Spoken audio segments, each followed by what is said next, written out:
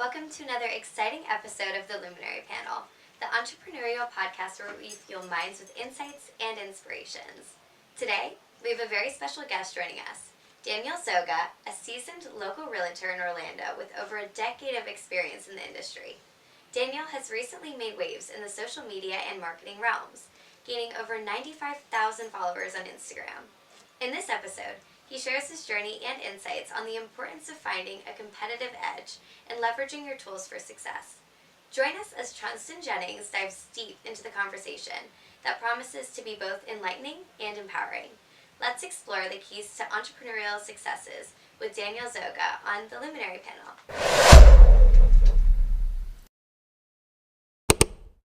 Hey everybody, this is episode 4 of the Luminary Panel Season 2. Super excited to see you and have a new guest, Mr. Zoga. If you don't know or if you haven't seen him on social media, I'd say he's like a megastar, but he's super humble about it. Absolutely. Tell them a little bit about who you are and what you do, man. Adaniel Zoga. I'm a local realtor here in Central Florida. Been in the industry about probably over a decade combined, but in Central Florida alone, it's only been about 2 years. And I would say my journey with social media marketing probably started about a year ago. So the growth you've seen has only been over a span of 12 months. No way. Yeah. So, okay, what clicked in your mind for you to be like, okay, I need to go this route? As far as like the real estate route or the marketing, social media marketing route? Marketing, because I feel like once you had the realization of the social media marketing helping you have a unique approach to becoming a real estate agent, it's so different. It's like, bro, are you really an agent or are you just showing houses off, bro? So I would say when I got into the real estate industry, I wanted to find a competitive edge. Early on, because I did real estate in Philadelphia too, but when I came to Florida, there was something different about it. When you tell people you're a realtor here, they're like, oh, there goes another one. I'm like, why is that? Yeah. Right? I didn't used to get that in Philly. And Philly is like, oh, great. Oh, let me get your info and so forth. Yeah. So I'm like, this is strange. Like, what's going on in this state? Why is that? So I started doing a little bit of research. Got it. And I found out that, so nationwide, just to give you perspective, nationwide you have 1.5 million realtors nationwide, right? In all 50 states. That's How many do you crazy. think there are in Florida? Remember, there's 50 states, 1.5 million, in all 50. How many think are in the state of Florida? Probably realtors? like 200,000. 250. That's a 1/6. That's crazy. That's 1/6 of the whole population, right? Yeah. So here is just oversaturated with realtors. Yeah. And everybody knows a realtor or has a friend or at least has probably at least 6 or 7 people that they know that are a realtor. Yeah. So I'm like, okay, I got to find a way to kind of differentiate myself from the competition. Yeah. Otherwise, I'm going to be commoditized with everybody else. They're going to look at me like, there goes another realtor. Yeah. Right? Right. So what's my value proposition? Yeah. So I started doing a little bit of research, and I noticed that at least in Orlando, there weren't enough realtors leveraging social media. And I had a little bit of a background in marketing, and I spent maybe a good 4 or 5 years learning that. Right? Spent thousands on masterminds and different trainings and so forth. And I'm like, okay, that's what I'm going to use to kind of get ahead of the competition. Yeah. At the Luminary Panel, our mission is to become an immediate resource to you as the aspiring entrepreneur. With that being said, we've partnered with SCG Shama Consultant Group, the business development one-stop shop. They have everything you need as far as marketing, benchmarking, and so much more, so that we, as the Luminary Panel and SCG, can help you thrive in your business. Yeah. So I looked up everybody who was doing social media at the time. I knew who was big in it. I'm like, okay, I could take over. So how was it in Philly? Like, did you use social media to your benefit in Philly, or how was the dynamic there? So in Philly, funny enough, I got into real estate right out of college, but I got into real estate in 2008 when the market crashed. Wow. Talk about good timing, right? That's a great time. 100,000 in student loans. Yeah. Market just crashed. And typically when you get started in real estate, they try to partner you up with a veteran to show you the ropes. The problem is the veterans were having a hard time making ends meet. So I learned pretty quickly I'm not going to get the support that I need. Yeah. And I got to make ends meet as well. I got my student loans, the whatever waiver, right? The 6-month grace that you get, it's about to be over. So I only lasted about a year, right, before I got into banking. Did about 5 years in banking, got to, climb up through the ranks there. Yeah. Top performer in that industry. Did mortgage origination as well, besides retail banking. And then I found my calling for federal law enforcement.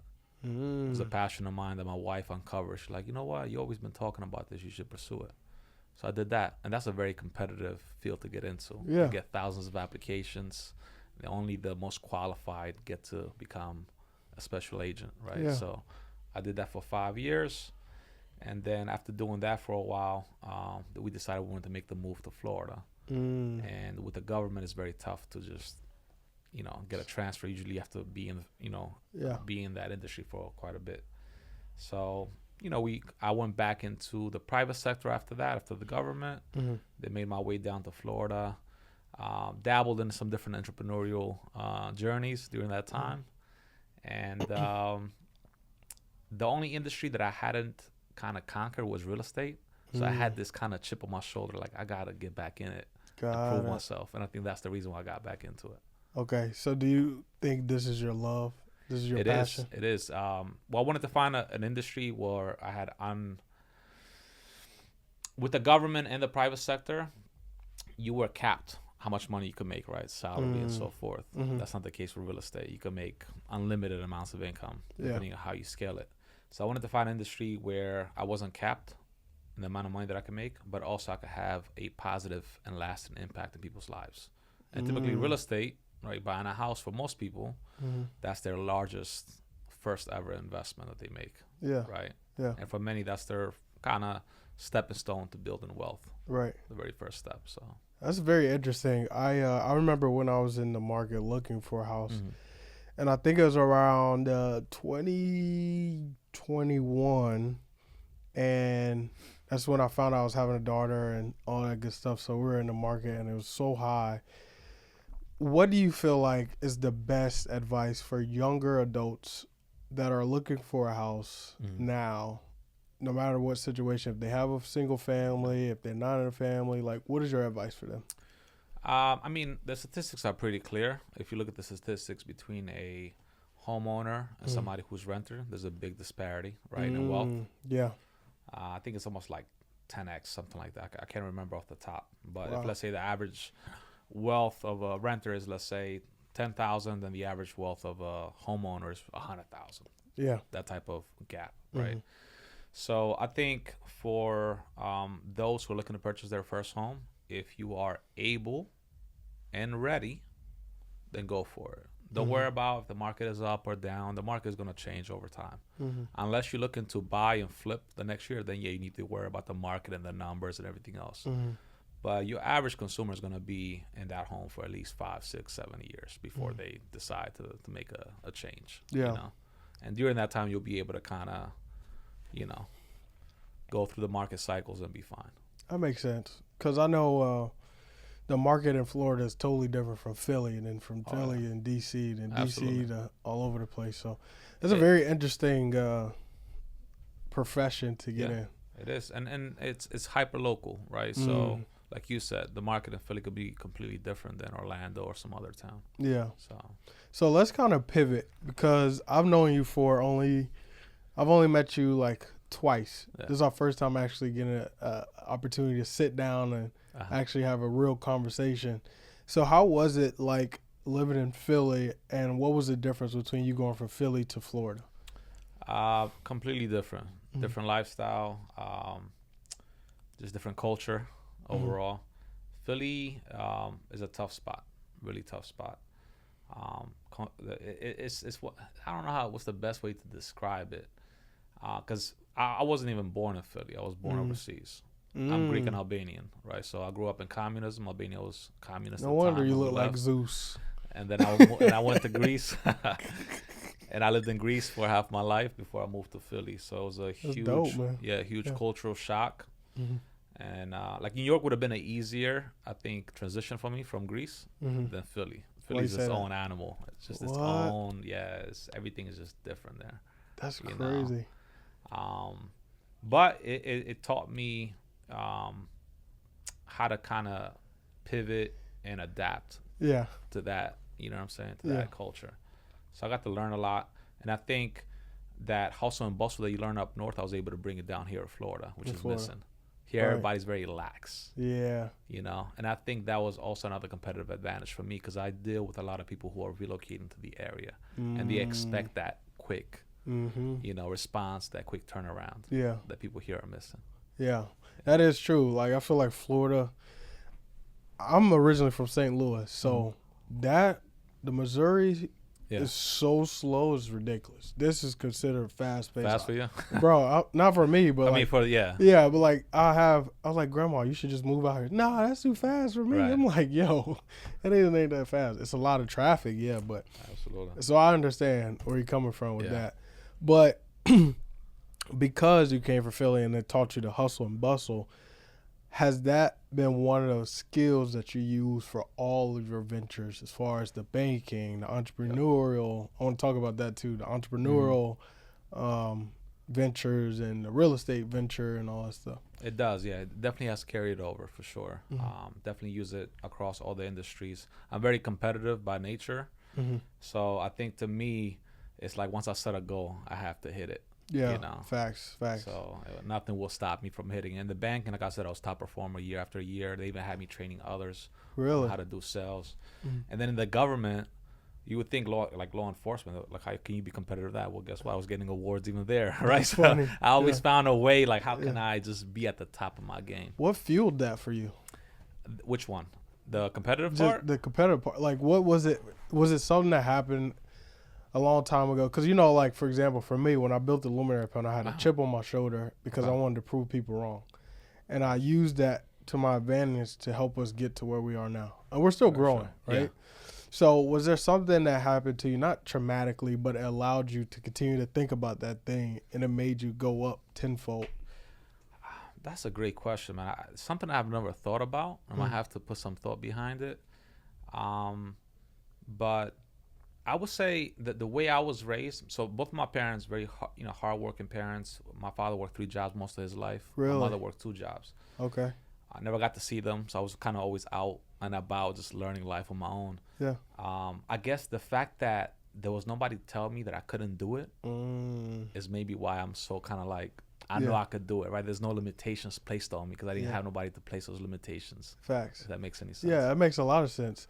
And that's a big deal, bro. It's a lot of kids and aspiring entrepreneurs that don't necessarily have the guidance that they're looking for. Not that their parents aren't there, but the guidance that they would want for them to get to a different level. But then at that point, you got to take accountability, Of course. and say, hey, it's either you move forward or you stay stagnant and you Right. become just a statistic. Yeah. And don't get me wrong, I didn't have the guidance, even though both my parents were there.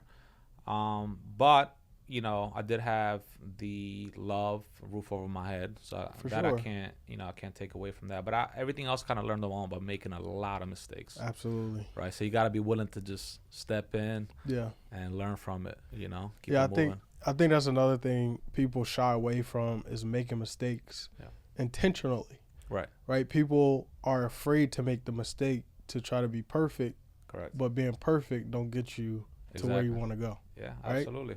And you'll see that with social media, right? Yeah. You'll see a lot of people that are trying it, but they're trying to be perfect. They want everything to look perfect. The setting, their outfit, their looks, their pitch, and it's like, no, just get started. Just be It's yourself. better to mess up when you have very few followers before the whole world's watching you messing up in front of the whole Facts. world, right? Facts. It allows you to practice. Yeah. Yeah. Yeah, because you do a good job with your social media, man. It's like, Appreciate it. bro, I feel like I'm at the properties with you. I feel like I'm about to buy a property. Like, what's your mindset? Is there a philosophy around what you're doing on the social media side? So my mantra, I guess you could say, is LIV, lead with integrity and value. So a lot of my content that you see is based on that. How can I provide value?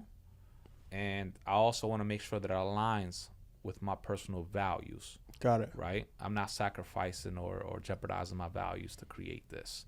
I've been getting a lot of brand deals, right? Nice. Because of my page growing so fast. And there's a lot of brand deals that I'm like, nope, I'm not doing that, right? With big corporations, I charge a hefty fee, but I also have to make sure that I actually align with that, right? Like it makes sense. Yeah. Second, you also see me cover a lot of small businesses in Orlando. This is my way of giving back. I don't charge them a penny. Yeah. I could, Yeah. but I don't charge them a penny because I want to see them thrive. Yeah. That's my way of helping the community, right? But it I fits also perfectly. have to, yeah, but I also have to make sure that I actually do like that business, right? Because you get a lot of them reaching out to you like, oh, yeah, free food. I'm like, I don't care about that. I could afford the free food. I don't need your free food. You got plenty of foodie influencers who do that just for the free food. I'm like, I don't care for that. And they'll create a video around something the food might not even be that good. Facts. Right? Like, it's like, what are you doing? Yeah. Like, you losing, because part of growing your audience on social media, you building trust with them. So you don't want to create stuff that all of a sudden you losing that trust. Yeah. You know what I mean? That's so good, bro. Cause so that's why I don't do, trust me, I get like 100 DMs per day, just like different business, like, hey, come do us next. And I'm like, listen, I'm going to come support anyway. I'm going to show some love, buy the food. If I like it, then I might do it for free. I won't even charge you nothing. Yeah. Right? If you're a big corporation, that's a different story because there's no, with mom and pop, I have a soft spot for them, right? Because I understand they don't have the budget for it. And I also want to see them grow. Yeah. But big corporations, there's nothing to really build there, right? That's so true. for me, I'm like, all right, well, you got the budget anyway. You're going to spend it on something. You might as well spend it on something that works. That's so interesting. With the conversations we've been having for season 2, this concept has been coming up so often to the point where it is comical, right? A lot of people that are successful, because we bring the inspiring entrepreneur or the inspiring personnel to come on and speak and give advice to the aspiring entrepreneur, and they talk about the values. Yep. Because everybody feel like they have to get it done so they can make a quick buck. But the slow dollar is where you make good money at, right? And you're building the connections, right? So with a lot of these small businesses, they don't even understand like the power behind what I'm doing. I've had businesses that I covered where they had 500,000 views, 1 million plus views, and their line was out the door for weeks at a time after that video. No way. Right? And I didn't charge you nothing for it. Yeah. Just showing you love. Yeah. Right? But they just don't get it sometimes. Like they don't understand that world of marketing per se, because they're small. They're just getting started, or maybe they've been around, but they just haven't got into that world yet. Yeah, you know. And it's difficult for small mom and pops. They probably don't find that valuable yet. Yeah, they just want to be exclusive, the hole in the wall, like that speakeasy. Yeah, But let's go back to values, right? So how did you find and curate your values? How did I find and curate? Well, it's something intrinsic, right? So I already have a set of values that I kind of live by. Yeah. Right. So for me, when I'm creating the videos, I want to make sure that, again, it doesn't go away from how I was raised. Right. So whatever video I'm creating, whether it's real estate based, if I feel like something is off about that company or something is off about what they're pushing, I'm not going to push it either. I have to feel good. I have to be able to sleep good at night when I'm creating this piece of content, because I know it could change somebody's life. Yeah. Right. For the best or for the worst. For sure. Right. So that's thoughtful of you, because a lot of people will be like, okay, if they were to do it, they'll want something out of it. But because you already have the following, you have the back end, you don't necessarily need their resources. It's like you actually care about seeing them grow, and I think that's what makes it super unique about how you use the small businesses in the area to promote the properties that are in the area. I thought that was very interesting when you started doing that. I was like, yo, well, because my niche audience is people relocating to the area, right? So I wanted to show them the lifestyle as well. So I'm like, okay, well, how could I do that? And I could easily charge these businesses for it. But I'm like, no, I'm not gonna do that. I'm making money off real estate. I don't need to make money on that part of it. Yeah. Let them eat. Let them thrive in their space. And I just prefer the relationship. Yeah. I want to be a relationship with all the different business owners in the area. Smart. And see how we could each support each other. Yeah. That's smart, man. So have you thought about doing anything else other than, or if you already are you doing other things outside of real estate? Well, again, the marketing, right? The brand deals, they've been coming in because the page has been growing so fast. Right now, besides the marketing of real estate, I haven't placed my focus on anything else. I've been getting a lot of people trying to pull me in different directions with stuff. But I wanted to grow it to a certain level before I start taking on new things. Bigger things. So Smart. Yeah. So whatever I do take has to be complementary to my primary business, which is real estate. So the marketing kind of goes hand in hand. Yeah, for sure. If I start something else, another business, like for example, I've been thinking about maybe opening up some sort of event space, right? Okay. Which I could leverage for marketing, but I could also leverage for many other things. So it has to be complementary to it. For sure. So Yeah, man, that is really cool to hear, man. I'm super excited for you. I appreciate it. I know, like, we only had a couple times, but I always vibe with you just because super even kill. Like, never know if you're up or you're down. You just chilling. Yeah. So let me ask you this, because a lot of people have a hard time breaking out of character if they're shy, right? Okay. And they're trying to build their business. You seem like you're not shy, but also you like being reserved. You like to be observant. I'm similar in that way. I also like to interact with people just to make people feel comfortable. Like, what would your advice be when it comes to somebody that's trying to figure out and break out of that shell of shyness and uncomfortability around networking events or business or anything like that? I say it just takes practice, like anything else, right? You have to allow yourself to fail, allow yourself to make mistakes. It's okay. Yeah. I think for most people, again, I think there's that the shyness, but also they'll use perfectionism as the excuse for everything. Wow. It's not really perfectionism. Let's talk about that. That's not the real excuse. Yeah. You know what I mean? I think the real excuse is you don't want to make an ass of yourself. You don't want to mess up. Yeah. In front of people. You're worried about rejection. You're worried about social rejection. That's the real reason, not the perfectionism part. Yeah. And those parts of me was also like that too in the past, where I focused too much on having everything perfect. And I had to take a step back and realize, who am I doing this for? Right? Yes, I'm building a personal brand, which is very important, and you do have to look the part. But who am I trying to help at the end of the day? Yeah. So when you take a step back, so when I started making social media, I had to take a step back and say, okay, who am I trying to help? This is the audience. What do they care about? Do they care about how I look per se, or how I'm dressed and so forth? To a certain degree, first impressions are very important. But the rest of it is, what is the value that you bring into the table? That's what really matters, right? Your appearance is only going to take you but so far. Yeah. There's a level of competence, confidence and competence, right? That's a drop. That's a mic drop. Yo, we got to get a soundboard in here, because people be coming in with some bombs, and I'm ready to, you know what I'm saying? Competent and confident. Shout out to one of our sponsors, Zico Space and Clubhouse. As you guys know, we did the Luminary Panel Season 1 on Zoom, and so we were looking for a podcast studio to film. And now here I am in Zico Space and Clubhouse, and here they have multiple rooms, one being the lounge, a conference room, and a podcast studio. They serve many different beverages, including tea, coffee, and kava, and their main mission is to be a place where people can come together and work together. So if you can, stop by. It's right outside of downtown Orlando, and it's a great place to work and meet others. Hope you try it. All right, so again, like, people that you know that walk the same line as you can just feel it, you can sense it, you can tell that that person is a little different and has a light about them. What was your, not necessarily testimony, but what was your journey to finding God? It's a great question. I would say, well, it started at a young age, right? So we used to go to church a lot. But then somewhere in between, I would say during my teen years, I started kind of losing some of that faith and shying away from church, because of, I just felt like it was just a money grab to a certain degree. I grew up in a Greek Catholic setting, Greek Orthodox, not Catholic, Greek Orthodox setting.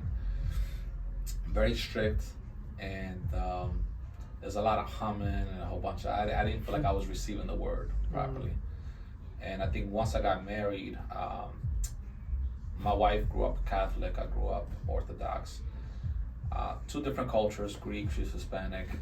we were trying to find a common ground, and my brother-in-law at the time introduced me to a non-denominational Christian church. Nice. And for the first time, I was able to kind of receive the word in a way that it wasn't, how I was supposed to before. And I think that's what kind of sparked and started my faith back up again. It also helped tremendously with my marriage. It was a pivotal point in our marriage where we're about to get a divorce, and because of going to church and going through Christian counseling is what kept our marriage together. Nice. And since then, our walk with God has just, been getting stronger and stronger. Yeah. That's awesome, man. Congratulations to you and your wife for sticking it together and being an example to, you have kids, right? Yes. To your great. kids and your peers and your community. Like, I commend you for that. I had a question and it slipped my, man, I guess because Ben is here and we got the brain fart going on. But, okay, here it is. So with you being married, you've been with your wife for a long time. Obviously, she's seen you go from your ups to your downs. As a man of the house, a leader, how did what you were doing on the entrepreneur side kind of affect the relationship, or even did it, or was she understanding? Like, tell me that dynamic. Well, she's been with me through thick and thin. So she's seen the worst, the best. And I think when we started this entrepreneurial journey, she didn't know what she was signing up for. And we've been together, we're going into 15 years now. What? Right? So we got married young, 24, right out of college. So she seen me when I was completely broke, had no job, to, be, like I said, at the best in the different industries that I've been in, to now starting the entrepreneurial journey. I think I have even less balance now than I had before, like that work-family balance. And it has caused issues, and it's still, matter of fact, this morning we're having a conversation about it, about not spending enough time and so forth. Yeah. So I heard something. I see her in your videos. What is it? I said, I see her in your videos now. Yeah. Killing one bird with two stones. Exactly. So I'm trying to incorporate her, right? So now I'm bringing her to some of the stuff. I forgot who said it. There was a video I saw on Instagram a while back. I can't remember which guru or coach. He said, matter of fact, I think it might have been billionaire Jeff Bezos that said this. Okay. He said there is no such thing as work-life balance. He believes in work-life integration. So you want to integrate the two, then try to balance the two. He's like, as an entrepreneur, you're not going to be able to do that. Facts. So instead, how can you integrate the two? So that's why I started bringing her along to the video. Took my son yesterday. I had a social media event I had to go to at the game, the soccer game, right? Nice. Orlando versus Miami. I brought my son along. Nice. Right. So I've been trying to find ways to kind of get them more involved so they understand what daddy's doing. And why I'm so busy all the time. How does that impact your son? Like, I know you guys have a cool relationship. Like, can you tell, obviously you don't know, but can you tell, like, he's like... It stopped again. The video? Yeah.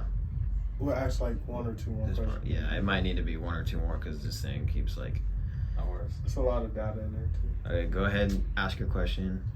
Alright, so can you... I don't know if this is the right way to say it. I'm going to just say it the way I say.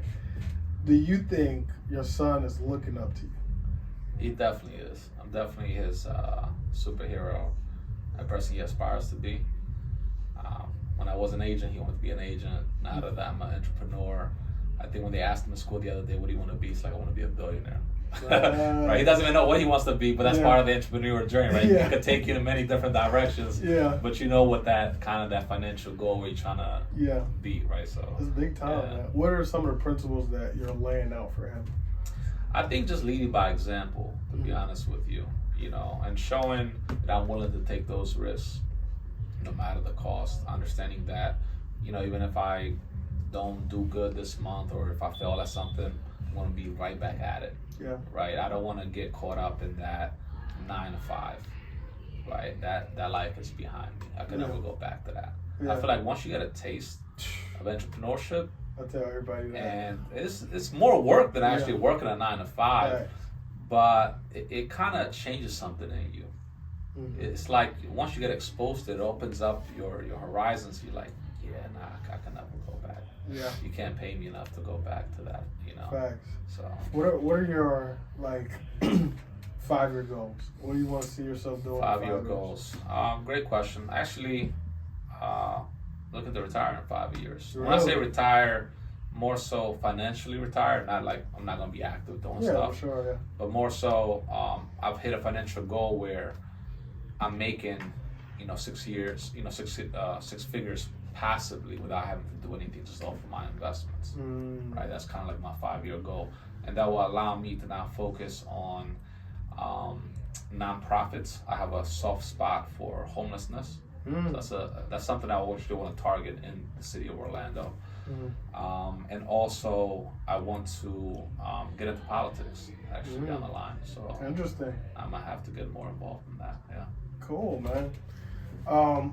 This will be the last question. What happened with the thing? It died. Like, it's gone now. So just record the last question without audio, and then It still captures audio, it's just not gonna be through the mic. Yeah. Okay, cool. This will be the last question. Although we may have to do a part 2. Sounds good. But at the Luminary Panel, we always continuously want to not only grow but inspire the aspiring entrepreneur. And we also want to be in a position where we're continuously learning as a platform. Because our long-term goals are to take this thing on tour to different colleges. We want to go do some summer programs for the youth. Like, it's a lot of things in place that we want to do.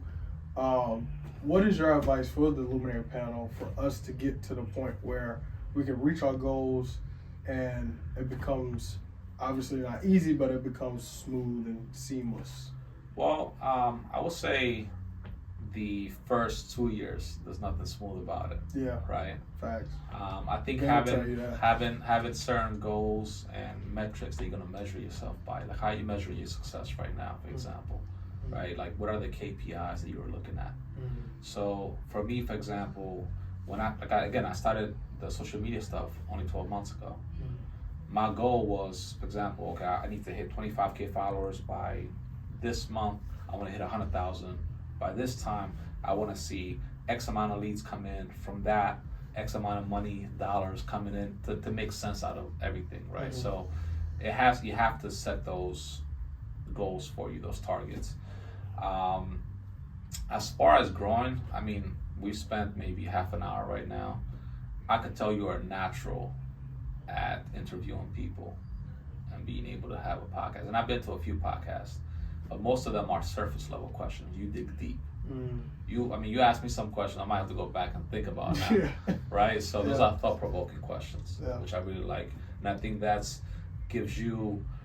separates you from the rest of the podcasters out there. Thank you, man. So, and I really mean that. Outside of that, again, you're in your first year, I'm assuming, right? This is episode, we said what, 4? 5? 4 of season 2. Season 2. Yeah. How many in total? We have what? I think we had 12 last season, so this is episode 16 in total. Yeah. Well, we're doing like our monthly workshops too. Nice. So I think as you post these on YouTube, I'm assuming. YouTube, right? Spotify. These are all evergreen episodes. Somebody's gonna take notice over time. It takes time, like anything else, right? So I think you got to give yourself at least 1 to 2 years. And I've seen this too with back to social media. People started 3 months in, they're like, oh nah, this is not working. Yeah. It took me literally 4 months to start seeing the first few leads come in. Really? Imagine if I would have stopped at 2 months. Yeah. This was costing me money, right? I'm paying a videographer, I'm paying all these things. But I believed in myself. I knew I was going to hit it. It was just a matter because I set those targets. I'm like, I just got to get there. Yeah. Everything else is going to flow after that. Facts. So, yeah, I think like if you have that target in mind and just like focus on hitting it, don't worry about like what's happening. Yeah. If you're getting enough traction right away, just try to get there. And once you get there and you're still not seeing it, then maybe you want to pivot or figure out something else. But get there first. Everything else will work itself out. That was amazing advice. I appreciate the kind words. I think you're killing it in the entrepreneurship world, in the real estate world, obviously on social media. So I'm watching, taking notes, figuring out how we can scale our social media and make the thing happen, man. Absolutely. But tell them where they can find you on social media. It'll be Adaniel.Zoga on Instagram. And then on TikTok, it's Real Estate Saint. Real Estate Saint. Obviously, if you aren't following us already, make sure you subscribe to this video. We're at all social media platforms, the Luminary Panel, as you see it on the screen. Thank you guys for watching. This is Zoga and Chonsted and Ben behind the camera. Say hi, Ben. I'm always doing this, bro. Hey, guys. Bro. Peace out.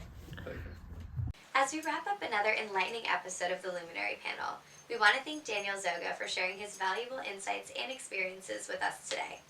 From his journey as a seasoned realtor in Orlando to his innovative approach in social media and marketing, Daniel has provided invaluable lessons on finding the competitive edge and maximizing your tools for success. Remember to follow us on all social media platforms at the Luminary Panel to stay updated on future episodes and insights. Don't forget to like, subscribe, and share the episode with your friends and colleagues who may benefit from Daniel's wisdom. Seeing you, empowering conversations with leaders like Adaniel Zoga. We hope you enjoyed this episode.